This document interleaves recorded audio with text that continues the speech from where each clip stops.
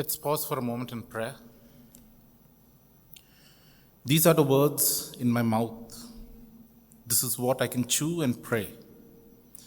Accept them when I place them on the morning altar. O God, my altar rock. Amen.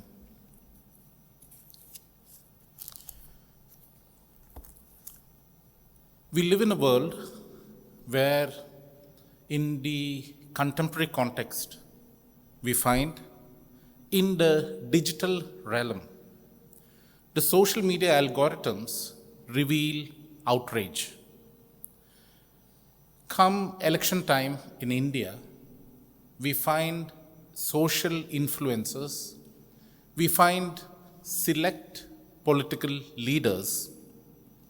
They resort to a caste discriminatory language that thrives, and in short, this amplifies emotional extremes. Once the comment is posted in the social networking site, we find there is so much visibility, owing to which what is created is a tribe of reaction.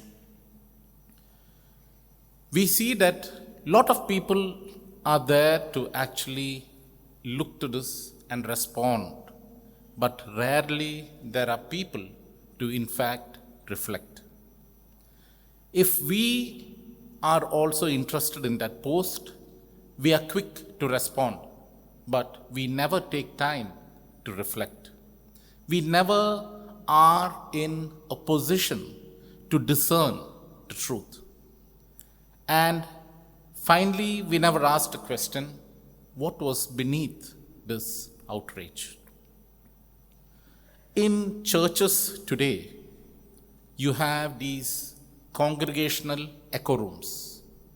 The church comprises of people who come and worship. They are alike in their worship. They are alike in their thinking pattern. And in these select churches, we find that marginal groups are tokenized. We find a power hierarchy is reinforced, and we find theological imagination is stifled. So we find sermons, discussions that emerge from the pulpit happen to be something where views are always shared. It does not create any comfort, neither does it create any dissent. In short, it fosters something known as a spiritual monoculture, which is comfortable but continues to remain unchallenged. And in this, we never ask the question, whose voices are we not hearing? So both in the digital realm and in the congregational echo spaces, we find people who share the same concept, the same idea, the same thought are rewarded. But you find people who reflect, they are always not considered lightly. It is in this backdrop, Rabbi Jonathan Sachs makes an interesting comment that a society is drifting into isolation. Why? Because we avoid people who are totally different from us. We focus too much on ourselves and we don't give much importance to the community. And finally, we talk about rights, but we forget about our own responsibilities. And in this backdrop, he makes this comment. It's the people not like us that make us grow. In 1 Kings chapter 3, verse 9, we read, Solomon prayed, give me a God-discerning heart, so that I can lead your people well, discerning the difference between good and evil. This prayer happens to be celebrated as an ideal model of wisdom. But beneath this prayer there also reveals a tension between devotion and drifting, a tension between a young king who took over the reign of kingship and the steps which he later succumbs to in the later part of his reign. So it is in this aspect I wish to explore this duality, the tension between devotion and drifting, which I see as a continuum. Now in 1 Kings chapter 3 verse 3 we read,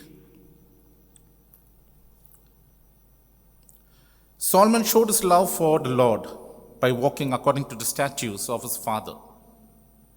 So from this we understand Solomon was living a life filled with devotion. His love for God was sincere. He sought wisdom rather than wealth. He built the temple and he prayed with humility. So in this understanding, when we read that verse, give your servant a discerning heart, it simply means we are looking at Solomon's prayer where he prays for governance to rule the people, but not with dominion, but with discernment. And then we come to that interesting verse in chapter 1, verse 3. Solomon showed his love for the Lord by walking according to the statutes of his father, except he offered sacrifices and burnt incense on the high places. Everything was going good, but then we read that verse, which many a times we miss out, except. A small word which has a big implication. It shows a contrast, it shows something that needs more clarity. So here it signals a divided heart, a heart where on one side which listens to God and at the same time which is willing to accommodate the cultural norms and follow methods for his political expediency. And this is what we read in the verse 1, where he marries the Pharaoh's daughter, which was politically strategic. So the question which we ask ourselves today is, in our own hearts, do we have this division? And what does this mean for us today? The next question which we seldom ask is, why did Solomon pray for a discerning heart? A discerning heart amidst devotion and drift is not to be seen as a luxury, but rather it has to be seen as a lifeline. Devotion is sincere. Devotion is rooted in the longing for God. But often when it becomes ritualized, it becomes performative, it becomes repetitive, and finally it lacks that unquestioning zeal. When we drift away, it means that it is not a rebellion, it is a slow disconnection. And this happens when devotion in our own lives lack mercy, justice, and discernment. And it is in this aspect we find that Solomon began his reign with devotion, but quietly he gets absorbed in the logic of the empire. The question which we have to think is, churches which were birthed in mission, and now we find it breathes an air of management. Moving on to Psalm.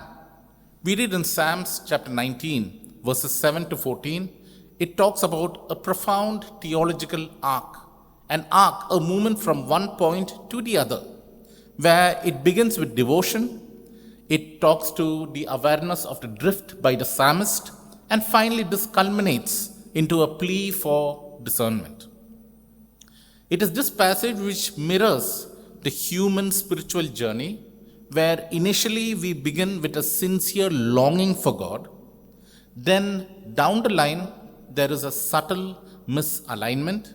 And finally, at the end, there is a deep need to return back to God. So the psalmist begins his verse in verses 7 to 11, where he says, "The law of the Lord is perfect, reviving the soul. The statutes of the Lord are trustworthy, making wise the simple. The precepts of the Lord are right, giving joy to the heart. The commands of the Lord are radiant, giving light to the eyes. The fear of the Lord is pure, enduring forever. The ordinances of the Lord are sure and altogether righteous." In short, to be devoted to God means to be aligned with God. So here it talks about a reorientation, not a ritual. It talks about an emotional clarity, not merely an emotion which we strive for. And it is not a habit, but a discerned presence. And when we go to verses 12 to 13, we find the psalmist himself acknowledges the hidden faults, the sins that he committed unknowingly, the willful sins, sins that he committed fully being conscious of it, and the danger of dominion, where the sin becomes habitual, structured, and normalized. Drift is subtle. It begins in the heart, it gets unnoticed. And we have to understand drifting away is not a shame, but it is a spiritual realism. And acknowledging the drift in one's own life begins or is a part of devotion.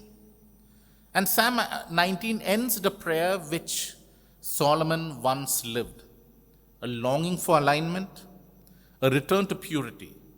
So we understand from Psalms 19, devotion should be ethically anchored, else we drift away from something that has been normalized. In Matthew chapter 16, verse 5 to 12, is a potent passage where we find a tension between devotion and drift. And in this tension, we find discernment. It becomes a lifeline. In verse 6, Jesus warns, "Beware the yeast of the Pharisees and the Sadducees." The disciples were people who followed and trusted in Jesus. They themselves witnessed the miraculous signs. They had seen everything. They left everything and they followed Jesus. Yet, in that devotional life of theirs, it remained fragile. It remained literal, and it was easily distractible for them. They began to worry about the logistics. What bread is he talking about? They forgot the divine provision when he fed the multitudes, and they missed the metaphor, the yeast as influence. Drift here is seen as a misinterpretation. It is the inability to read the moment prophetically. Jesus is warning them about the ideological contamination, the subtle influence of religious systems which resist mercy, justice, and truth. The yeast of the Pharisees is not seen as a doctrine. Rather, it is a drift disguised as a devotion. The Pharisees were deeply committed to religious observance. Over the time, their devotion drifted into performance. They prayed, they fasted, they gave publicly, not to honor God, but probably to be seen by others, something which is striking today also. The Sadducees were elite. They were priestly and politically oriented. Their drift was even more quieter because they aligned with the Roman power to preserve their status, and in this they sacrificed prophetical truth for institutional status. So, like Solomon's alliances with the foreign kings, The yeast of the ideology talks or incurs for us to actually reshape our own devotion. Discernment here talks about remembering the provision, resisting the inherent influencing, and realign the devotion with truth. Solomon prayed for discernment, that is, the ability to listen deeply, to judge wisely, and to lead with integrity. Today, in both the social media platforms and in the congregational echo rooms, we find accountability is missing, and instead there is more of an amplification. We find tribal loyalty has replaced ethical clarity, and we also see performance metrics overshadowing prophetic truth. So, discernment in this means drawing from 1 Kings to rule with receptive reverence. Drawing from Matthew chapter 16, it means to resist the ideological east. And drawing from Psalm, it means to return to an ethical devotion. A discerning heart amidst devotion and drift is not to be seen as a luxury, it is a lifeline. And in this, I wish to end by reading a quote. Another world is not only possible, she is on her way. On a quiet day, I can hear her breathing. And this becomes the signpost of discernment, especially in today's world, which is filled with curated outrage and spiritual monoculture. Let us all pray that God will give us a discerning heart, and we become communities of reflection, not reaction, listening hearts in a noisy world. Amen.